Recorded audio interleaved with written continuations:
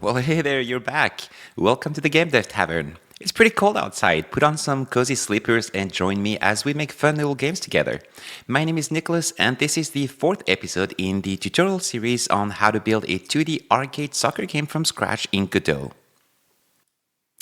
Welcome back. So in the last episode, we introduced our node-based state machine, and we added three different states, one for moving, one for tackling, and one for recovering. Now, I want to make sure that everything made perfect sense. So today, we're actually going to build a very similar state machine for our soccer ball. The more you repeat the same exercise, the more familiar you will become with that design pattern. And, tomorrow, node-based state machines will just become second nature for you. But first, I had promised you that we would do a little bit more coding challenge. We haven't started doing that yet. And while playing around with the game that we had built last night, I realized that the tackling motion didn't feel very natural. The velocity stays the same throughout the entire duration. And I think we should probably tweak this to make it a little bit better. So I want you to open up the player tackling state file. So open up in the code and go into the tackling state. And I'm going to have you try to implement the following changes. So instead of tackling at the same velocity for 200 milliseconds, I'm going to have you try to alter the code so that the player gradually slows down when tackling. We want to emulate some form of ground friction. And once the velocity has reached vector 2.0, we are going to wait those 200 milliseconds before transitioning into the recovery state. So go ahead and pause the video, take a few minutes, think about what needs to change, go make those changes, and then you can come back and unpause to compare your solution to what I have written. All right, so hopefully you had a chance to try and implement this on your own. Now, look, before I show you my solution, it's important to note that there is no such thing as perfect code. And my solution isn't necessarily going to be better than yours. So if you do have something working well on your end, feel free to keep that code around instead of just duplicating mine. I really want you to make this game your own. This code should feel like every single line are things that you feel comfortable with. So there's a couple of things we're going to be changing. First of all, we need to have some form of friction. So let's go ahead and add a constant to keep track of that. We'll call this ground friction. And I'm going to set this to, let's set this to 250 to start with. And duration tackle, I'm just going to change the name here because we don't want to just figure out the time while we're tackling, but we want to measure the time after we have completed tackling before the recovery. So maybe I'll call this duration prior recovery. Okay, and then we need to figure out whether we have completed the tackle or not. So let me just introduce another private variable, is tackle complete.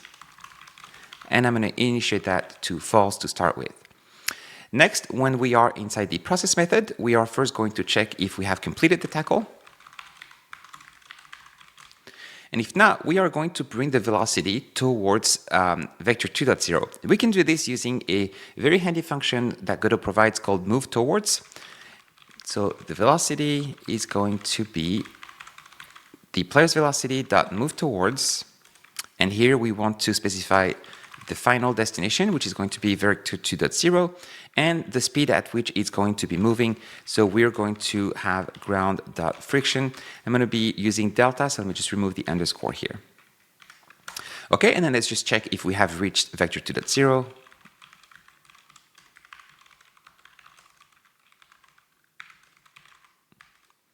In which case, we're going to mark the tackle as complete. And we're going to keep track of time. So instead of doing it here inside the enter tree, I'm going to bring it here, and I'm going to make sure that I rename this. It's not time start tackle, it's time finish tackle.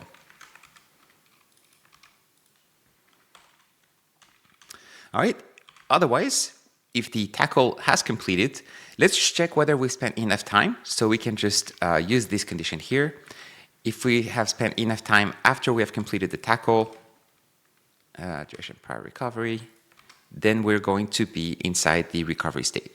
All right, so I'll pause here for a minute. I believe this should work. I'm going to try it out in a second. But basically, we just start off with a tackle that's not completed. We bring the velocity towards the 0 at a certain speed using the ground friction here. Once the tackle is completed, we mark the timestamp And then after that, we check if we've spent enough time on the ground at vector 0 in terms of velocity, and then we transition into the recovering state. Let's go ahead and try this out. So F5, and I'm going to be using the player 1 here. And you can see that the player properly slows down before they enter the recovery state. All right, this might feel like it's a little bit slow, but if you think about having 10 players just chasing the ball and tackling themselves around, like the tackle is a very powerful move. We actually want to make sure that it doesn't become an issue when we play the game down the line. Okay, this looks very cool. So we have fixed this tackling problem. What should we do? Once again, I hope this becomes a reflex. We're just going to go ahead and persist those changes onto Git. So again, I'm going to open up my Git command line, and I'm going to, let's check the status here. Okay, we've only moved some changes as part of the player state tackling. Let me just add that. And let's write the comment, added friction when tackling.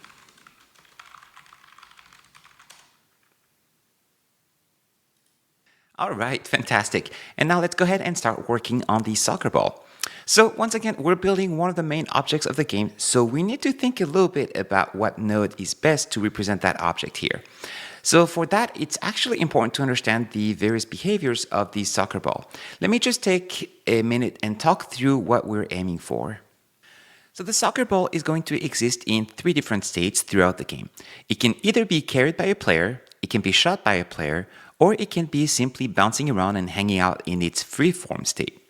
I won't drill too much into the transitions between those states for now, but just note that we will be implementing those 3 states using a node-based state machine very similarly to what we did for our player.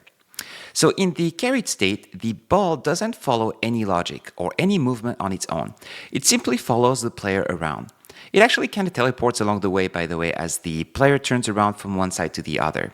There's no collision detection.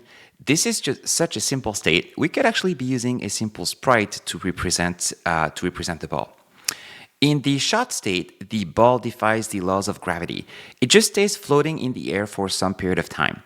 Its shape is slightly deformed to give a sense of power and speed, and its direction is very simple. It's quite similar to a bullet projectile that you may have seen in other games.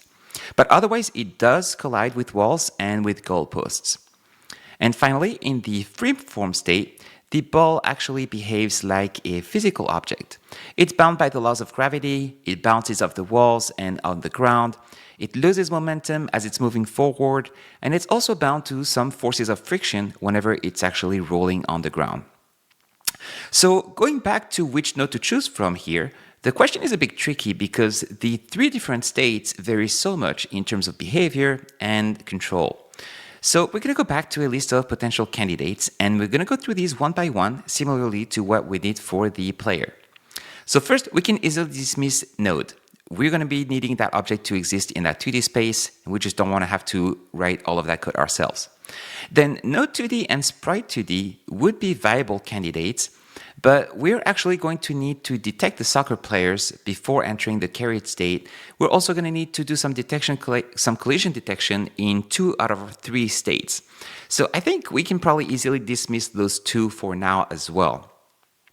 Now moving forward, Area 2D is interesting to me. It does allow to detect whenever a player enters the ball, and we can detect collision with other bodies and other areas. So it's actually a viable choice in my opinion. However, going with Area 2D would mean that we'd also have to write a bunch of code ourselves for bouncing off of other bodies. It's not the end of the world really, so I'm going to keep that one. I'm going to set it aside for now. Rigid Body 2D is also interesting to me because a lot of the complexity in the ball comes from bouncing off the ground and off the walls, and Rigid Body 2D provides a bunch of built-in codes and physics to handle this. We could simply just turn off physics and gravity depending on which state we're in, and so this is actually a viable candidate, and I'm going to set it aside as well for now. Static Body 2D, though, we can easily dismiss because our ball is a physical body that shouldn't go through other bodies, so we can just dismiss that. We will be using Static Body 2D for things that don't move, like the walls and the goalposts. I like Animatable Body 2D because it provides a lot of built-in functionality for bouncing off of other bodies, and it still gives enough control to operate the ball in various states. Now, we still have to write a little bit of code, especially for handling things like gravity, but it feels to me like this is a solid container. It provides a lot of the functionality that we need, a decent amount of bang for our buck. So I'm going to mark this in green, since this is probably one that feels like the best candidate here. And then character body 2D could also work, but if you think about the difference between character body 2D and animatable body 2D, it almost feels a little bit overkill. The additional functionality that it provides isn't really that useful for our soccer ball. Like, our ball doesn't really need to carefully slide against slopes or walls here. So my guess is, if we're going to go with a choice between animatable body 2D and character body 2D, I would probably go with the first one, despite the fact that I have such a hard time pronouncing animatable body 2D. So looking at all of the viable candidates, I think we're going to move forward with animatable body 2D. And look, I think at this point in time, it's just really hard to know exactly whether this is the best choice or not. And most of the time, you might get that wrong. And that's perfectly okay. Luckily, Godot allows us to easily change node types on the fly if we feel down the line that another node might be better suited for what we're building. Now, the reason why I'm doing this is I just want you to embrace this sort of exercise, just taking an extra 2 minutes to think through which is the best node type to use for, especially for important objects in your game. It will really save you hours of time as you build some of the main objects in your game. The main thing you don't want to do is just rebuild a lot of functionality that has been pre-built by Godot and that you can just use right off the bat. All right, so back in Godot, let's go ahead and create our new scene for our ball. So go ahead and click the plus sign here, and I'm going to pick the animatable body 2D. Body 2D here. I'm going to rename this ball, and I'm going to hop over into the 2D view so we can have a little bit of a better view here of our object. And we'll start by saving this inside our, let's go over into our scenes folder, and we'll create another folder here for the ball. And we'll just keep that name here. So there's a couple of things that we'll be adding to this scene. Let's start off with adding the sprite. So Control A to add a child node, pick sprite 2D, and here I'm going to rename this ball sprite. And then inside your folder, look for an image called, what is it? soccerball.png, and just drag that over into the texture property. Okay, we can zoom in a bit here. You can see that this is, again, a sprite sheet, very simple one that just contains 4 frames for our ball, just to show some animation. Let's go ahead and hop over into the offset. Let's remove the centered offset. In animation, let's set the horizontal frames to 4, and then let's set the manual offset to -5, -11. All right, if you can zoom in here, that looks a little bit off. Let me see, maybe -10. Okay, we want that to be on the ground as much as possible so that it's properly white sorted. And then let's add a collision shape so we can get rid of this warning here. So again, clicking on the root parent ball, Control A, collision shape. So let's look at the shape here, and we're going to pick a circle shape. And in the circle, we're going to make this radius 5 pixels. And we're going to bring the collision up. So inside the transform here, let's set the position to 0, -6. That's not great. Let's do -5 here. All right, it's a little bit better. Okay, next up, we are going to need an animation player, as this is an animated object. So back into the parent node, Control A, animation player. We can keep that name here. Let's go ahead and use that opportunity to create our 2 animations. We'll start off with the idle animation. This is a single frame animation, so it'll just last 0.1. It's going to loop, and it's going to be the default animation as well. Hop over into the ball sprite, pick frame 0, and insert a keyframe. Next, let's create another animation for, let's call it roll. This is an animation that loops, and it's going to be 4 frames long. We'll actually make that pretty fast. Let's make this 0.2 seconds, and we'll have a snapping of 0.05. And then back into the ball sprite, once again, pick frames 0 through 3. There you go, you can press play, and you should see the motion that is moving here. Except we don't want to have an actual rotation here. Let's make sure we have that as set to discrete. should be the case by default. Okay, next, let's add a small shadow sprite. So back into the ball, Control A, sprite 2D, and let's call this shadow sprite. This is always going to stay on the ground, but it will help us better appreciate the height that this object will take. We'll actually need to do that on the player as well, by the way. So let's find the image called ball-shadow. Just bring that image over to the texture property. And then we are going to change the offset, make it not centered. Let's try -8, -16. This looks fine, I think. We'll see. We'll see how it looks.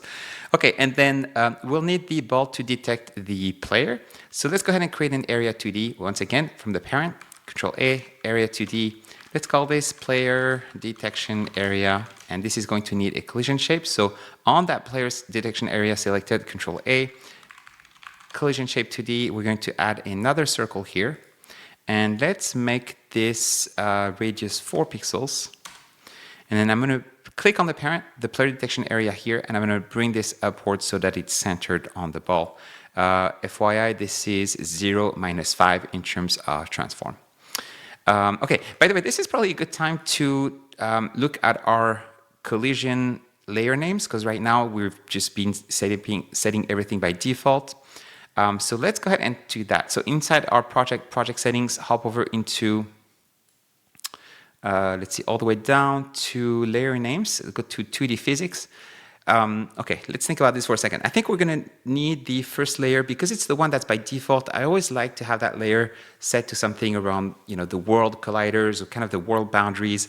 Maybe we can call this pitch walls, so it makes more sense from the standpoint of our game. Next one, let's go ahead and have the player, and then we'll have the ball. And we'll be adding a couple more down the line, but for now, that's kind of all that we need. So we can close this, and then the ball here will need to be on the ball layer,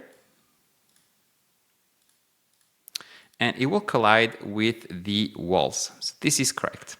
Let's hop over into the player detection area. So this doesn't need to be on any layer, but it should look for the player's body.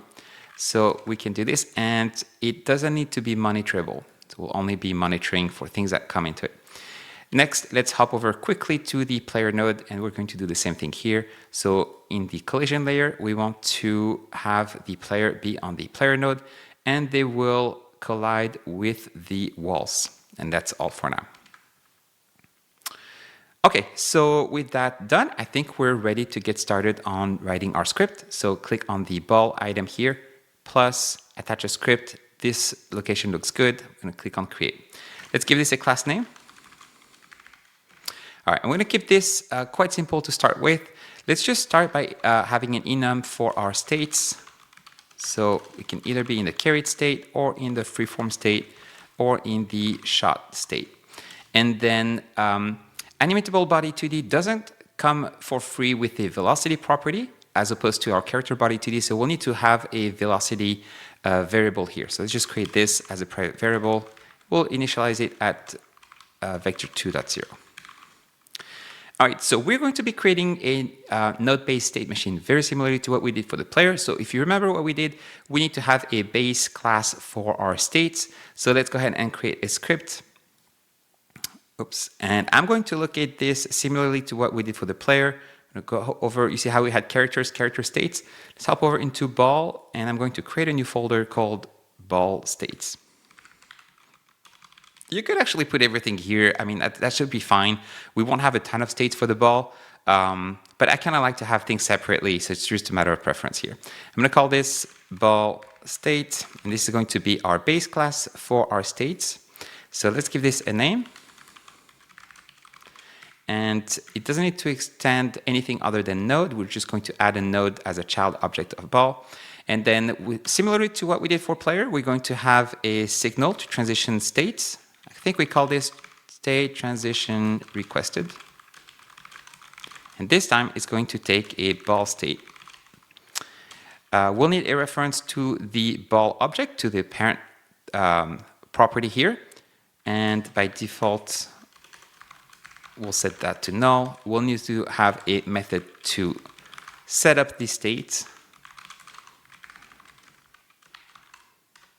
And the only thing we'll do for now is just setting that ball object. So that way, all of these states will have access to the ball, and all of the states, the logic will be able to mutate the properties of the ball, like the position and so forth. Okay, next we are going to, maybe we can create the 3 derived states, since we know which states those are, and then we'll create the state factory. So file, new script, let's make sure we are in the right path. This is perfect. Let's call this ball state carried. Ball state carried, and I'm going to extend from ball state. All right, and this is it. That's all we're going to write for now. We'll be adding onto this over time. I just wanted to get the state machine set up from the start, and then we can add on to it down the line. So let's go ahead and create another script. Once again, let's make sure that it's located inside the ball states. We're going to call this ball state, and the next one is freeform. Give it a name. And make sure to extend the ball state. Okay, and the last state that we'll want to build is the shot state. Make sure we're in the right spot here. Ball state shot. Okay, create. And this extends ball state. All right, so next up, similarly to what we did with the player, we'll have a state factory that the ball can use in order to create new instances of those 3 states whenever the ball switches states. So let's go ahead and create that right away. So in new, let's locate this in, let's maybe put it alongside the ball here. We'll call this ball state factory. Actually, I'm not sure what we did for, let me just try to stay consistent here. Where did we put it for the player?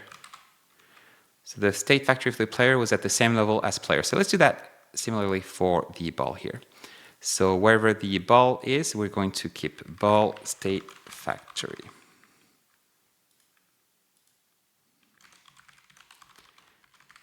All right, and once again, this does not need to extend node. This is just going to be a simple object whose purpose is going to be creating other objects. All right, so let's just create our dictionary, which will contain for various states the classes that we need to instantiate.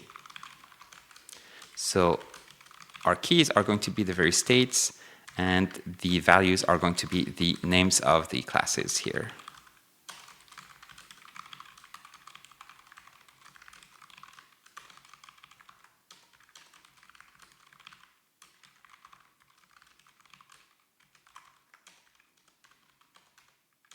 All right, and then we'll have a fresh state, get fresh state, which will require a ball state and which will return a ball state derived object. So here, similarly, we'll just assert that we currently have access to that state. Otherwise, we'll just provide a similar error message as for the player. And then we'll just return a new instance of the class that we want. And this can be used as a node that we'll be adding to the parent object. All right, so now back into our ball, we can make some references to what we just created. Let's start off by having a reference to our state factory.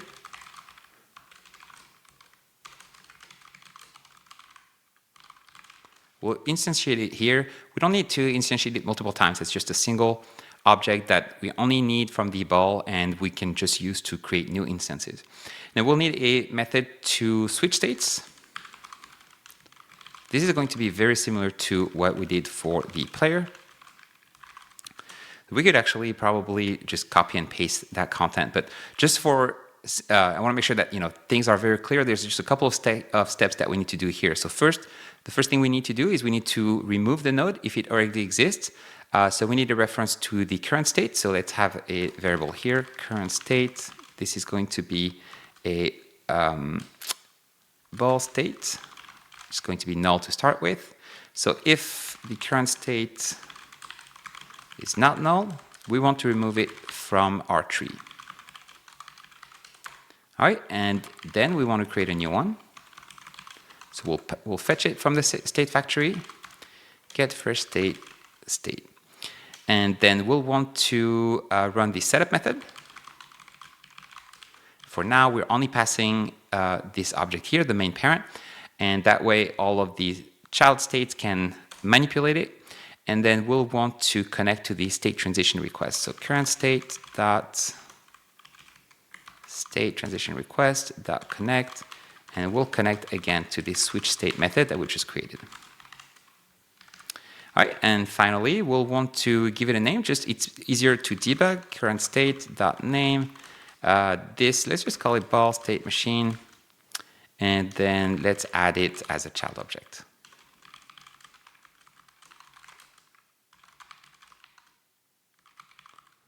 All right, so we're adding that as a deferred call. Because we're already manipulating the contents of the children here, it's always better to have that in the next frame. That way there's no issues with removing the child node while we're trying to delete and add another node as well. Okay, finally, let's make sure that we enter the right state when we start. So here we'll just switch states to the state dot, let's start in the freeform state.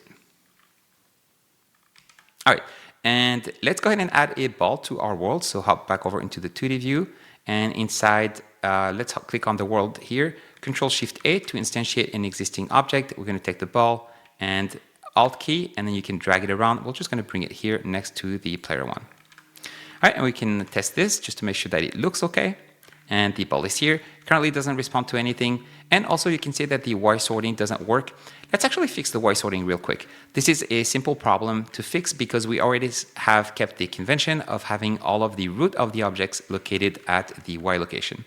So rather than have everything be sorted here on a Y basis, I'm actually going to create a container that contains everything that needs to be Y sorted. This is something that I usually like to do whenever I create games that require some amount of depth. I'm going to hit Control A to create a new container.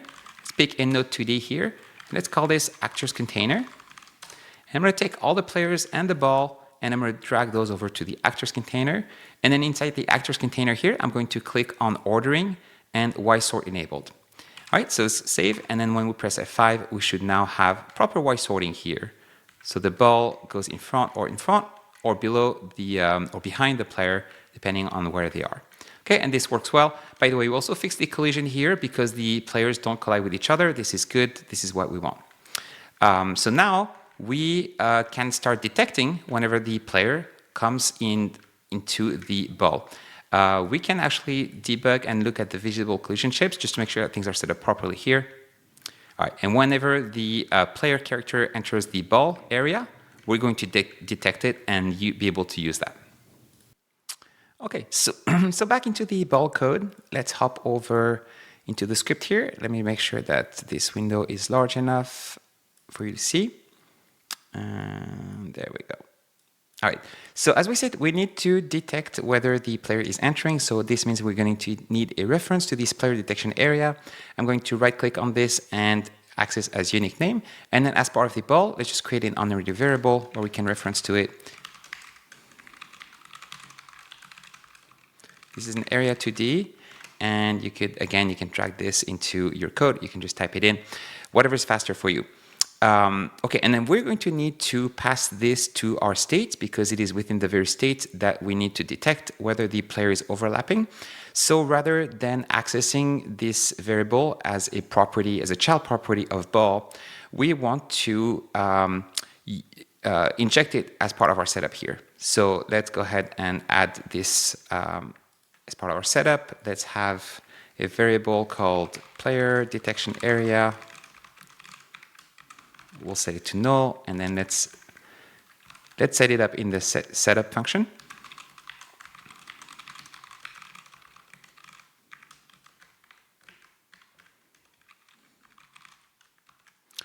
That way, all of the various state logic will have access to it. All right, so now that this is done, let's work on the freeform state to start with, given that this is the first state that we start in. So what we want to do is when we add this node state as part of a child, we want to be able to start detecting whether the player is overlapping. So we can do that inside the enterTree method, and we'll connect to these signals. So we now have access to this player detection area. We're going to connect to the signal body entered. And let's call this onPlayerEnter. We'll bind it here. And then let's create this method below. This takes one argument, which is going to be our player. It's our physics body here. And so what we want to do here is we want to transition over to our carried state.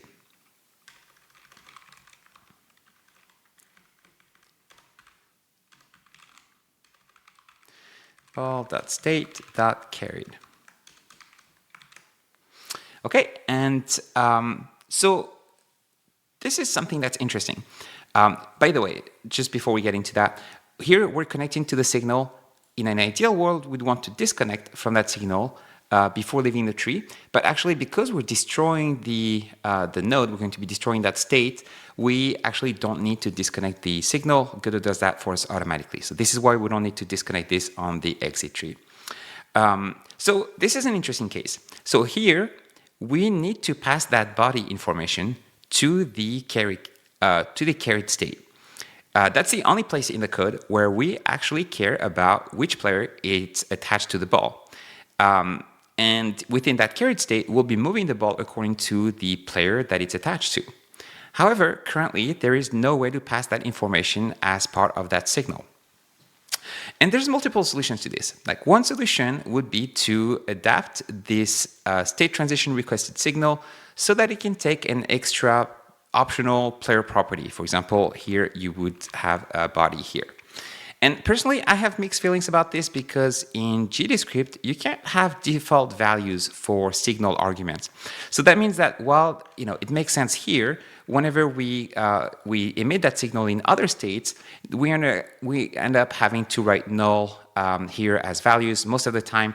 And so we're basically creating a lot of noise. It's an extra special case, specifically for this state case here.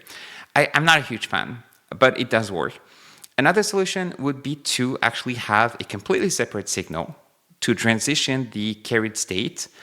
So whenever we want to transition to carried, we'd have a different signal that takes two arguments, and that way the signals are pretty clean. There's one signal for transitioning to other states and one signal for transitioning to the carried state. I mean, I still have mixed feelings about this one as well because we now have, a mix between a generic state transition requested for every state except for one, and then we have just a special signal for moving over to the carried state. So, again, this is not great either. Another solution would be to, before transitioning over to the carried state, would be to set a property as part of the ball object. So something like this, ball.carrier equals body. And then we would be able to access that property from within the carried state. And again, this isn't great either because the ball shouldn't necessarily care about the carrier. All of the logic about the carrier should really be self-contained within the carried state. So, there may be other solutions out there, and I'll be honest, I actually don't know what the best solution is here. All three of those solutions seem pretty mediocre to me in terms of the code that it produces. And, this is probably a case where I would just go with whatever feels easier to implement and then roll with it until I actually find a valid use case for taking another direction than the one I had originally taken. The only argument that makes me lean a little bit more towards having this carrier property as part of the ball is that while the ball itself won't care about the carrier, or shouldn't care about the carrier, I'm thinking that a lot of other objects within the game will care. Typically, when we go over and work on the AI or work on other players, those other objects might be interested to know, is the ball being carried by someone? Is it carried by our team? Where should I place myself compared to that carrier and so forth? So it might actually be very useful to have that information be part of the ball, even though the ball shouldn't necessarily play around with that information too much. So anyways, again, like three very imperfect solutions. My gut feeling is that we should probably move forward with this one as the better one. But I don't want to spend too much time on this. I just wanted to illustrate that sometimes in the world of software engineering, the right architecture isn't always apparent or straightforward from the start. And it's perfectly okay. Just move forward with something that's not perfect to start with until you find a reason to go back and make some refactoring for something that works better. So let's go ahead and add a carrier property to our ball. So hop over back to the ball here, and we're going to create a carrier property, which is going to be of type player. We'll set that to null, and we'll now have access to it. Oh, we forgot to pass the player detection area here. And we should probably also pass in that carrier as part of our setup. This is an extra dependency. So just want to make sure that whenever we are part of the carried state, we have access to it also. So let's go ahead and do that. So let me add a carrier, which is going to be of that player, and we'll pass it here.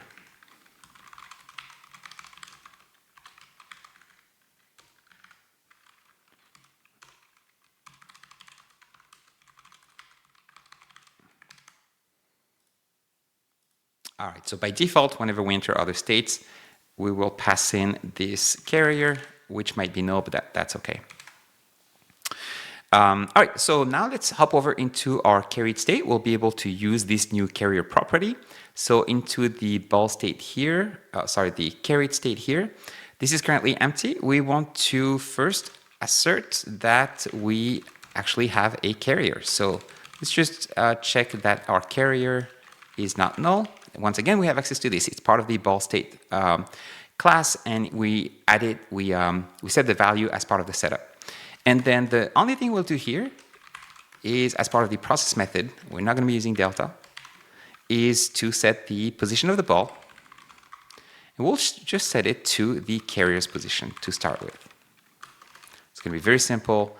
Whenever so let me take a minute and just explain what the code does. So first of all, we start off in freeform, meaning that we're going to be adding that freeform state as a node child to the ball. It's going to be processing this code whenever we add the node. This code just adds a receiver to the body entered signal. Whenever the player enters the body, we are going to be setting that property, and we're going to move over to the carried state. So we're going to hop over back into the ball. We're switching states, removing the freeform state machine here, and we're adding a carried state machine node as part of the ball object here. We're setting it up with the carrier, which happened to be the body that was detected, and we hop over into the carried form, and this is being processed every single tick, where we just update the position of the ball to the position of the carrier. I think this should work. Let's just try it out. So F5, and let's see if there's any concerns here. And I'm going to go over, and as you can see, the ball now follows the player along. All right, this looks great. I'm just going to remove the collision, the debug collision shapes here, just so it looks a little bit better, and see what it looks like. All right. Well, this is a first great step. It is a good improvement over where we are, and I think this will be a good time to persist our changes. So let's hop over into Git and persist what we have. So here we added the ball object, and we had created the associated ball state machine. Lots of changes here.